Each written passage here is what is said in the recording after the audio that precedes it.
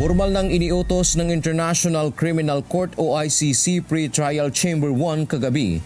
Oras dito sa Pilipinas ang pagbabago ng klasifikasyon ng warrant of arrest laban kay Senator Ronald Bato de la Rosa mula sa pagiging secret tungo sa pagiging public.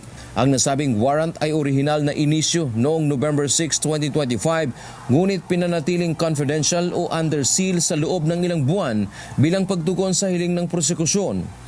Noong Sabado lang, sinabi ni ICC spokesperson Orian Maye na walang arrest warrant na inilabas kaugnay ng sitwasyon sa Pilipinas.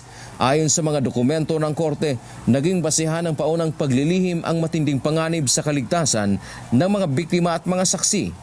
Gayon din ang umano'y tangka ng mambabatas na makialam sa investigasyon. Napagdesisyonan ng chamber na i-reclassify o gawing public ang dokumento upang mapadali ang pag-aresto at pagsuko kay De La Rosa sa jurisdiksyon ng korte. Sa pamamagitan ng hakbang na ito, maaari nang makipag-ugnayan ang registry ng ICC sa iba't ibang bansa at pandaigdigang organisasyon para sa koordinasyon ng kanyang paghuli at transit patungong The Hague. Samantala, kiniwestiyon naman ng mambabatas ang ginawa kahapon ni dating Senador Antonio Trillanes bakit siya ang may hawak ng warrant na wala naman siyang otoridad na gawin ito. Sa huli, humingi ng suporta si De La Rosa sa publiko.